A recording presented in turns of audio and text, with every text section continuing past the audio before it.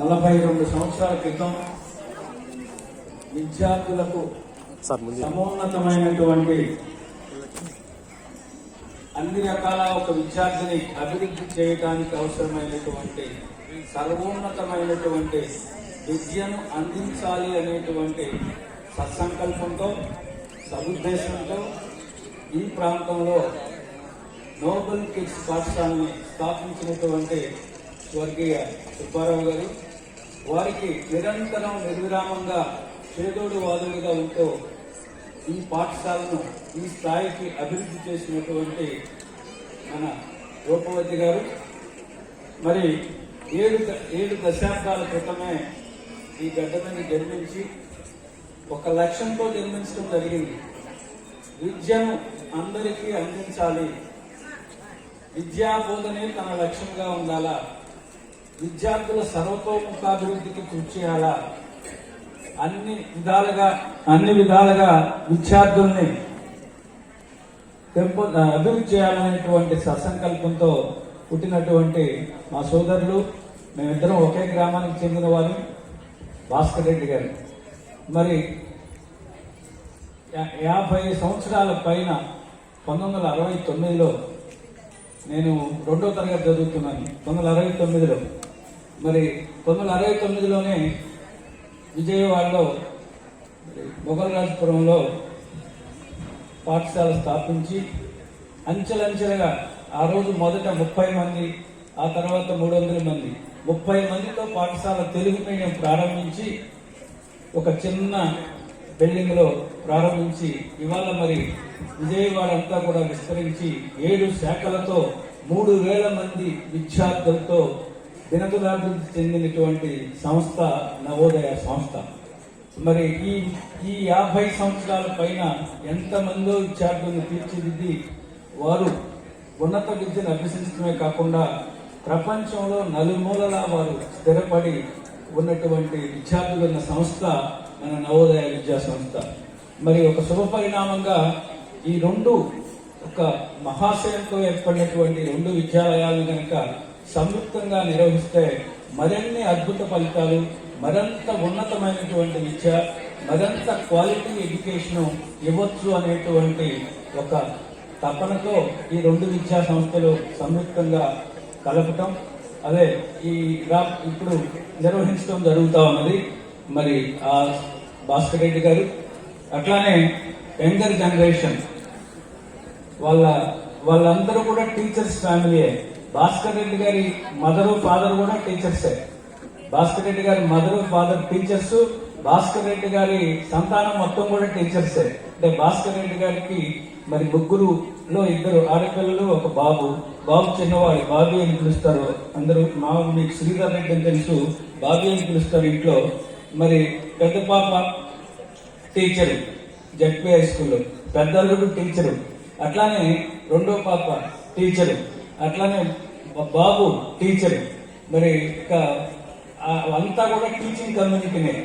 కాబట్టి వీళ్ళందరూ కూడా విద్యార్థులు ఎలా ఉంటారు, విద్యార్థుల మనస్తత్వం ఎలా ఉంటుంది, ఒక విద్యార్థిని ఏ విధంగా మనం మౌల్డ్ చేస్తే వారు అత్యున్నత స్థానానికి ఎగబ్రాకడానికి అవకాశం ఉంది అనేటువంటిది కూడా సంపూర్ణంగా తెలిసినటువంటి కుటుంబం. ఆ కుటుంబం నుంచి వచ్చినటువంటి మన శ్రీధరు బాబీ, అట్లానే మరి శ్రీధరు సోదరి, అట్లానే మిసెస్ శ్రీధరు, ఇక్కడ సభలో ఉన్నటువంటి తల్లిదండ్రులు అందరికీ నమస్కారం. విద్యార్థులందరికీ శుభాశీస్సులు. దేర్ పేరెంట్స్ అండ్ స్టూడెంట్స్, ఇవాళ ఇది ఫేర్వెల్ పార్టీ. ఫేర్వెల్ పార్టీని గురించి కొద్దిసేపు, ముఖ్యంగా మరి ఈ విద్యా సంస్థ లక్ష్యాలేంటి, రాబోయే రోజుల్లో ఏ విధంగా విద్యార్థులను తీర్చిదిద్దబోతున్నారనేది మరికొంతసేపు, ముఖ్యంగా 10వ తరగతి విద్యార్థులు ఇప్పుడు ఈ కొద్ది రోజులు ఏ విధంగా చదువుకోవాలా, ఎలా చదువుకోవాలా, ఆ తర్వాత వారికి ఉండే అవకాశాలు ఏంటి అనేది ఒకసారి మాట్లాడుకున్నాం. నాకు ఇప్పుడు ఇక్కడికి వచ్చిన తర్వాత ఈ పిల్లలు ఆ డ్యాన్స్ చూస్తూ ఉంటే, ఆ ఎక్స్ట్రా కరిక్యులర్ యాక్టివిటీస్ లో వాళ్ళకున్న ఉత్సుకత చూస్తుంటే, వాళ్ళకున్న ఉత్సాహం చూస్తూ ఉంటే మరి నాకు ఒక శ్లోకం గుర్తొచ్చింది. చిన్నప్పుడు వలభాపురంలో హై స్కూల్లో తెలుగు మీడియంలో చదువుకున్నాను నేను కూడా 10th వరకు.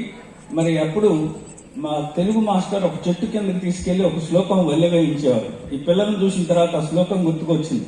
అదేమంటే, అమంత్రం అక్షరం నాస్తి, నాస్తి మూలం అనౌషధం, అయోగ్య పురుషో నాస్తి, యోజకాస్తత్ర దుర్లభ.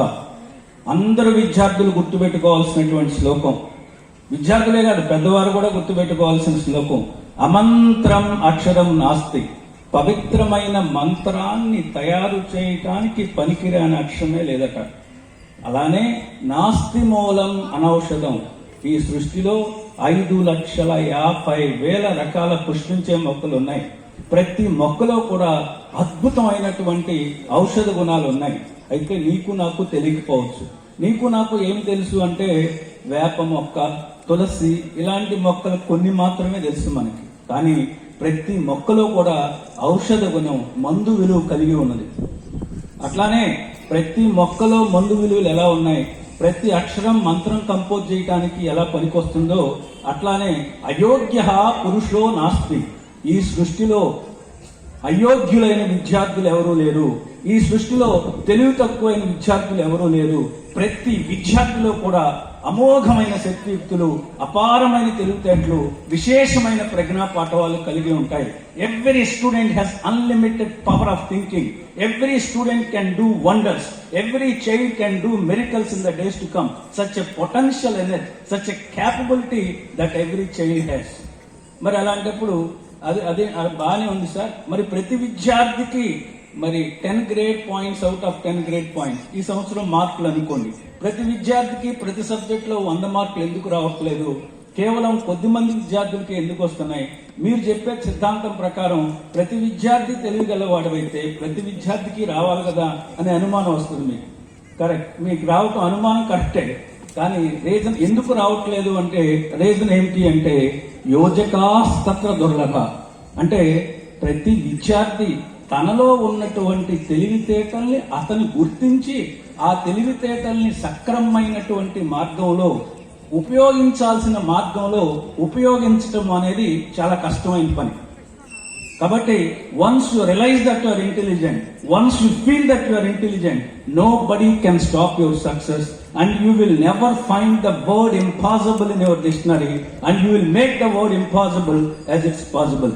కాబట్టి విద్యార్థులంతా గుర్తుపెట్టుకోండి, నేను తెలివిగలవాడిని, నాలో అనూహ్యమైన అద్భుతమైన శక్తియుక్తులు ఉన్నాయి, నేనేమైతే అనుకున్నానో అది సాధించగలను అనేటువంటి ఆలోచన పరంపర, ఆలోచన క్రమం అనేటువంటి భావాలు, అనేటువంటి భావాజాలం ప్రతి విద్యార్థి మైండ్ లో ఏ రోజైతే ఉద్భవిస్తుందో, ఏ రోజైతే ఇంకిపోతుందో, ఏ రోజైతే ఉంటుందో, ఆ రోజు అతని విజయానికి అతనే స్వయంగా బాటలు వేసుకుని అతని విజయం సాధిస్తాడు. కాబట్టి ప్రతి విద్యార్థి నమ్మండి తెలివిగల వాళ్ళని. So now tell me, all my dear young students, how many of you feel that you are intelligent? Raise hands. Very good. I am so happy that everybody feels that he or she is an intelligent. Good. మరి ఈ విద్యార్థులు అందరూ కూడా అందరూ తెలియగలనుకున్నప్పుడు అందరూ ఒక లక్ష్యం ఏర్పరచుకోవాలి. రాబోయే 10వ తరగతి పబ్లిక్ పరీక్షల్లో మాకు సంబంధించి ఒక లక్ష్యం ఏర్పరచుకోవాలి. ఆ లక్ష్యం ఏమై ఉండాలంటే స్టేట్ ఫస్ట్ ర్యాంక్ తెచ్చుకోవాలి. మీరందరూ తెలియగలని ఒప్పుకున్నారు కాబట్టి మీరందరి యొక్క లక్ష్యం ఏమై ఉండాలంటే to get state first rank. కాబట్టి నా యొక్క లక్ష్యం, short term goal, state first rank తెచ్చుకోవటం. ఆ స్టేట్ ఫస్ట్ ర్యాంక్ తెచ్చుకోవటం అనేది నా లక్ష్యం. ఆ లక్ష్యాన్ని సాధించడానికి నేనేం చేయాలా? ప్రతి విద్యార్థి గుర్తుపెట్టుకోవాల్సిన మొదటి అంశం తన మీద తనకి నమ్మకం ఏర్పరచుకోవటం. What we call it a self confidence. ప్రతి విద్యార్థి తను ఏమైతే సాధించాలనుకున్నాడో, ఏ లక్ష్యం అయితే ఏర్పరచుకున్నాడో, దాన్ని సాధించాలనుకున్నాడో, దానిని సాధించగలము అనేటువంటి నమ్మకం ప్రతి విద్యార్థి తన మీద తను ఉంచుకోవాలి. తనని తాను నమ్మకపోతే, తన మీద తనకు నమ్మకం లేకపోతే జీవితంలో ఏమీ సాధించలేడు, విద్యార్థి దశలో ఏమీ సాధించలేడు. కాబట్టి విద్యార్థులందరూ మొట్టమొదటిగా తమని తాము నమ్మండి. తాము తెలియగలని అనుకోవటమే కాకుండా yes I can do, yes I'm going to get state first అనేటువంటి విధంగా మీరు నమ్మండి.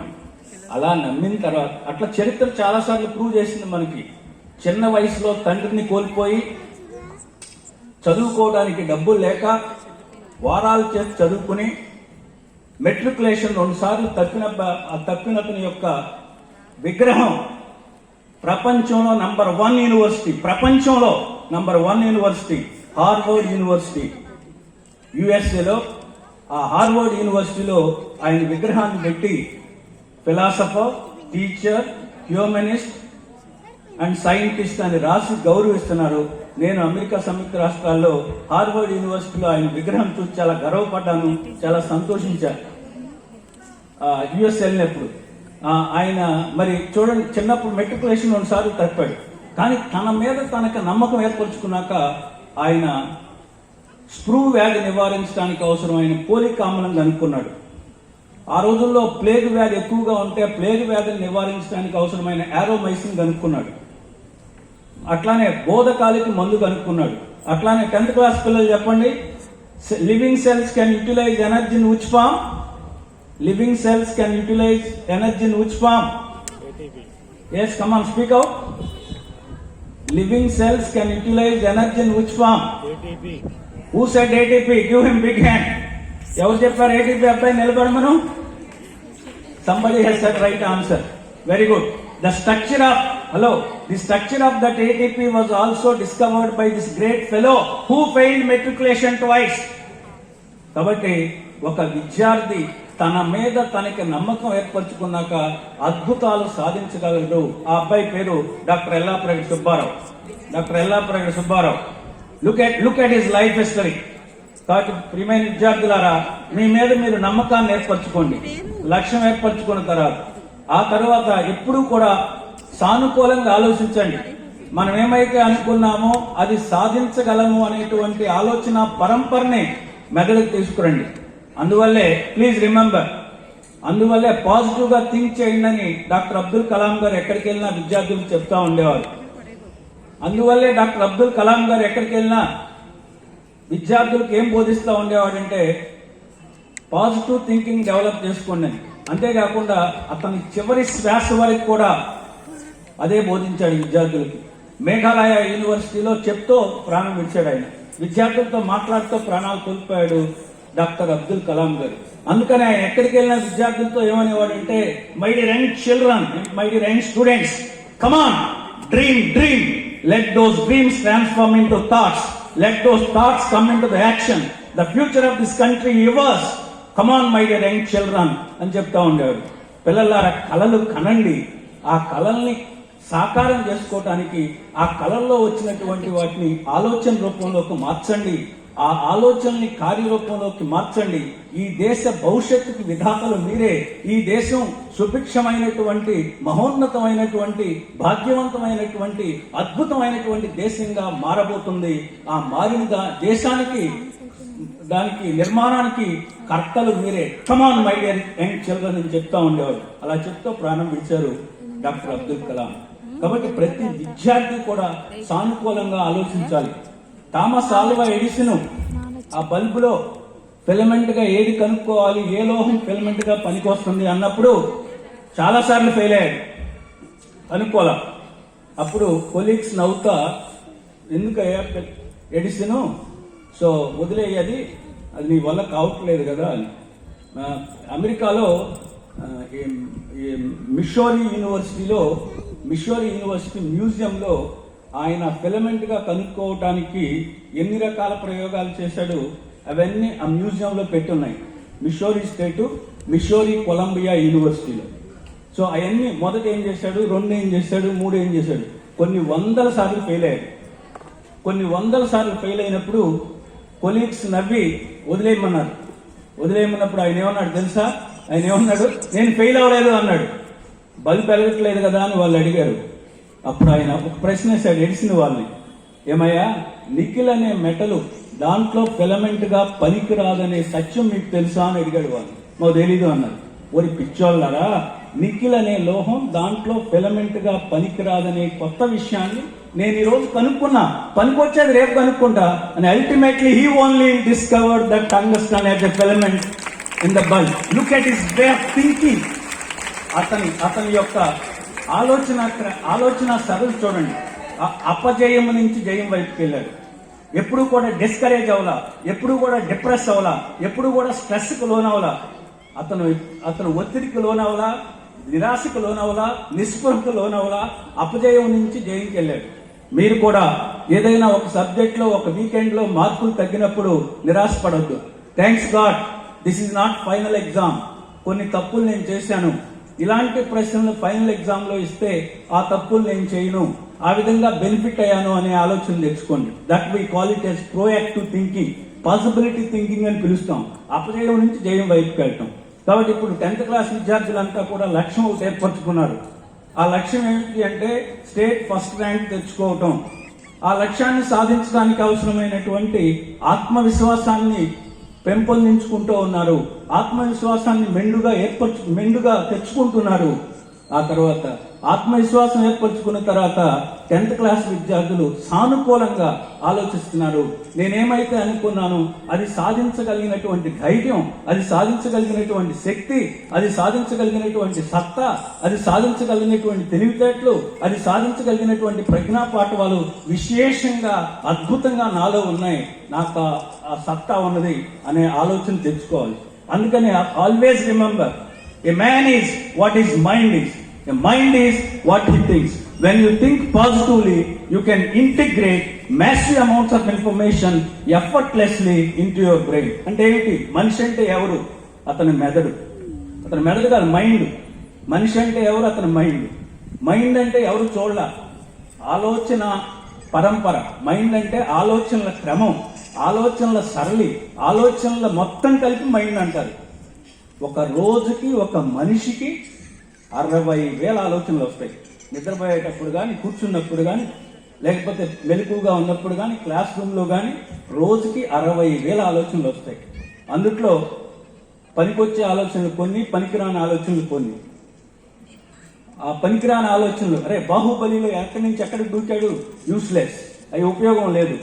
పనికొచ్చే ఆలోచనలు, ఈ లెక్కల్లో ఈ ప్రాబ్లం ఇంకా సులభంగా చేసేటువంటి మార్గం ఏమన్నా ఉన్నదా, పనికొచ్చే ఆలోచన.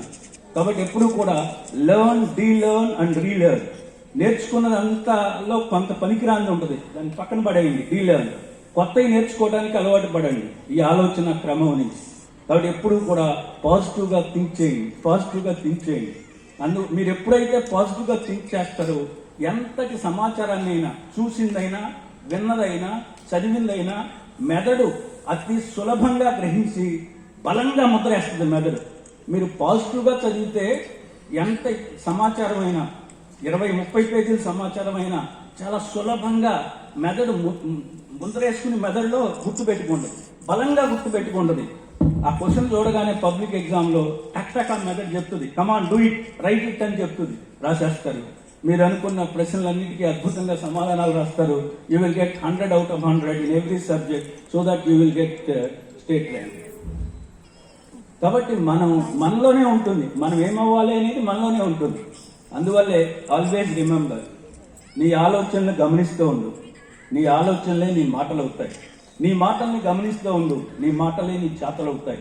నీ చేతల్ని గమనిస్తూ ఉండు, నీ చేతలే నీ అలవాట్లు అవుతాయి. నీ అలవాట్లను గమనిస్తూ ఉండు, నీ అలవాట్లే నీ ప్రవర్తన, నీ ప్రవర్తనే నీ భవిష్యత్. అన్నిటికీ మూలం థింకింగ్ ప్రాసెస్.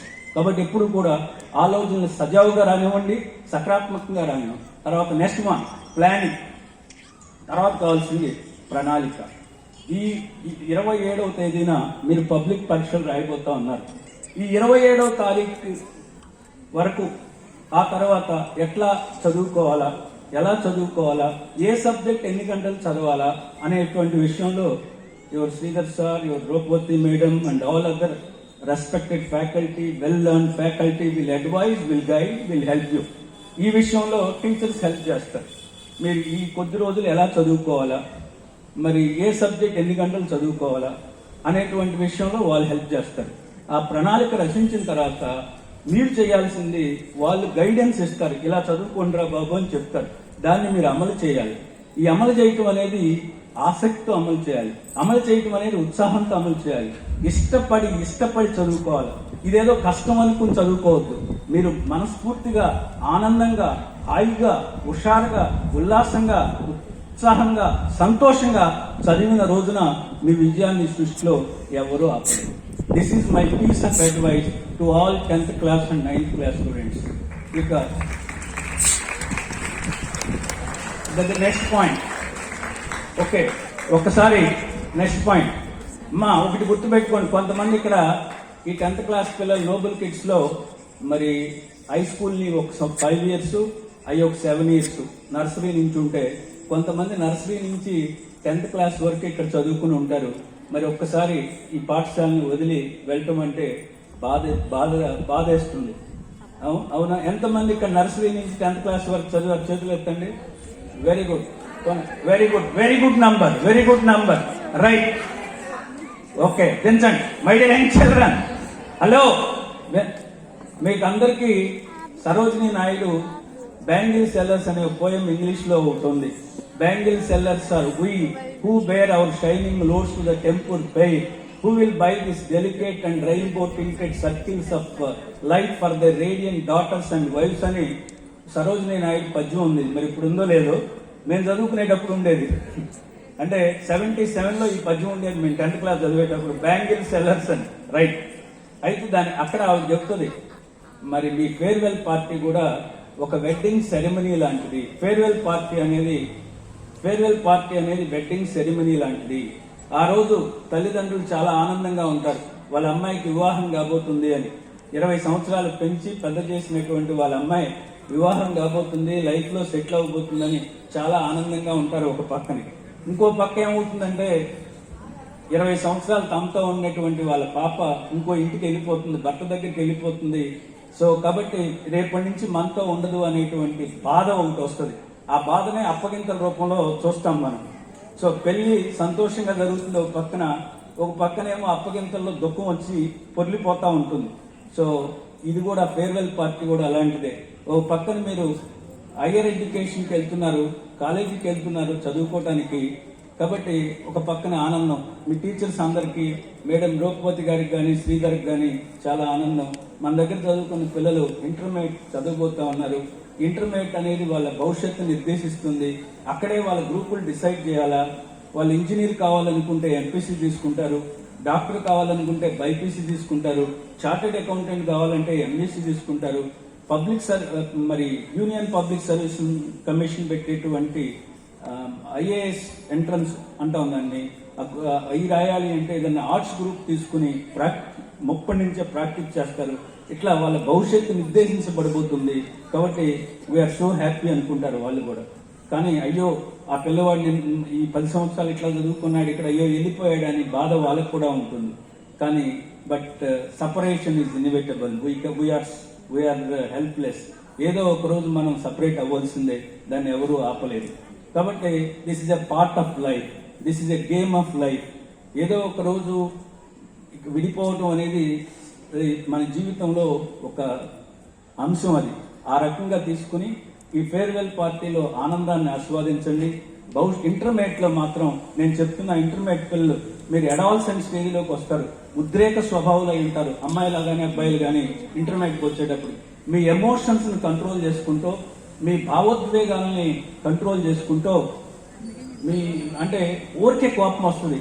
ఇప్పుడు ఇక్కడలాగా మీరు రూపవతి మేడమ్స్ ఉండరు కాలేజీలో కన్సోల్ చేయటానికి. అయ్యో వాడి కోపం వచ్చింది, బాధపడుతున్నాడు, ఈ అమ్మాయి ఏడుస్తుంది అని ఎవరు పట్టించుకోరు. అకాడమిక్ విషయాలే పట్టించుకుంటారు.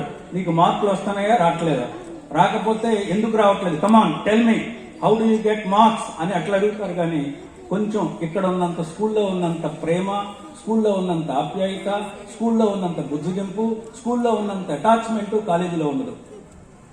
కాబట్టి దాన్ని మీరు తట్టుకుని నిలబడగలరా, మిమ్మల్ని మీరే కన్సోల్ చేసుకోవాలా, మిమ్మల్ని మీ ఎమోషన్స్ ని మీరే కంట్రోల్ చేసుకోవాలా, మీ భావోద్వేగాలను మీరే అంటే మీకు అనుకూలంగా మార్చుకోవాలి. కోపం వచ్చినప్పుడు మీరే కంట్రోల్ చేసుకోవాలి.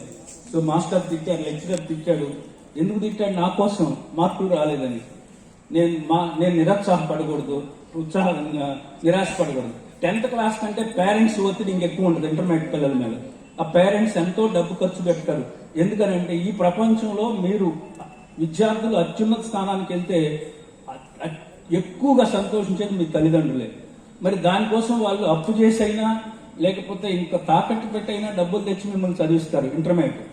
మరి అప్పుడు తండ్రికి తల్లికి బాధ ఉంటుంది. మనం ఇంత డబ్బు ఖర్చు పెడుతున్నాం, మన పిల్లవాడి మార్కులు తగ్గినాయి, వీడి లైఫ్ లో సెటిల్ కాకపోతే ఎట్లా బ్రతుకుతాడు అనేటువంటి ఒక బాధతో మిమ్మల్ని కోప్పడవచ్చు.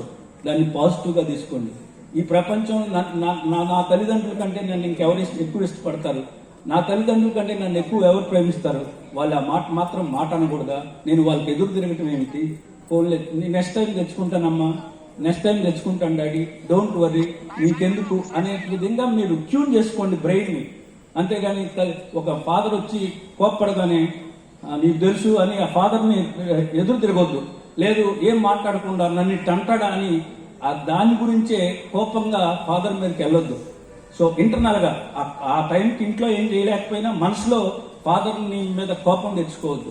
ఈ విధమైనటువంటి భావోద్వేగాల్ని అదుపులో ఉంచుకుని మరి ఆ ఇంటర్మీడియట్ అనేటువంటి విద్యని చక్కగా చదువుకుని మీరు అనుకున్నటువంటి ఇంటర్మీడియట్ తర్వాత మరి ఇంజనీర్ కావాలంటే జాయింట్ ఎంట్రన్స్ ఎగ్జామ్ ద్వారా మరి ఐఐటిలో సీటు తెచ్చుకునే విధంగా ప్రయత్నించడం, డాక్టర్ అవ్వాలంటే ఎంబీబీఎస్ లో ఎయిమ్స్ లో సీట్ తెచ్చుకునే విధంగా ప్రయత్నించడం, లేదు చార్టెడ్ అకౌంటెంట్ కావాలంటే ఎంఈసీ తీసుకుని మరి దాని మీద మరి పట్టు సాధించడం.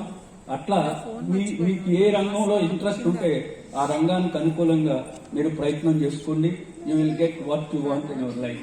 లాస్ట్ గా మరి ఒకరేమో 5 దశాబ్దాల క్రితమే పాఠశాల ప్రారంభించారు, మరొకరేమో 4 దశాబ్దాల క్రితమే ప్రారంభించారు. క్యుములేటివ్ ఎఫెక్ట్ అంటాం. ఈ రెండు కలిసినప్పుడు 5+4 9 టైమ్స్ ఎఫెక్ట్, 9 టైమ్స్ ఫలితం మీకు రాబోతా ఉంది.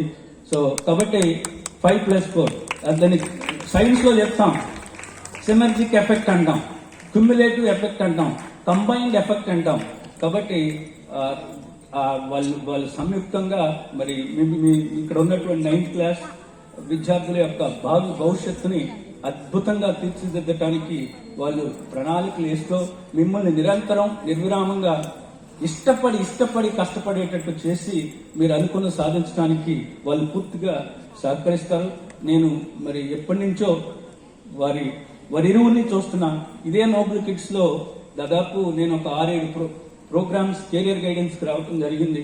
ఒక ప్రోగ్రామ్ అయితే టీచర్స్ కి ట్రైనింగ్ ఇవ్వటం కూడా జరిగింది. ఆల్మోస్ట్ ఒక డికెట్, ఒక 10 సంవత్సరాలు అవట్లేదు, 10 సంవత్సరాల క్రితమే ఇక్కడ ఉన్న టీచర్ ఎవరిని ఉన్నారో ఆ టీచర్స్ అప్పుడు నేను వచ్చి మీ క్లాస్ తీసుకున్నాను.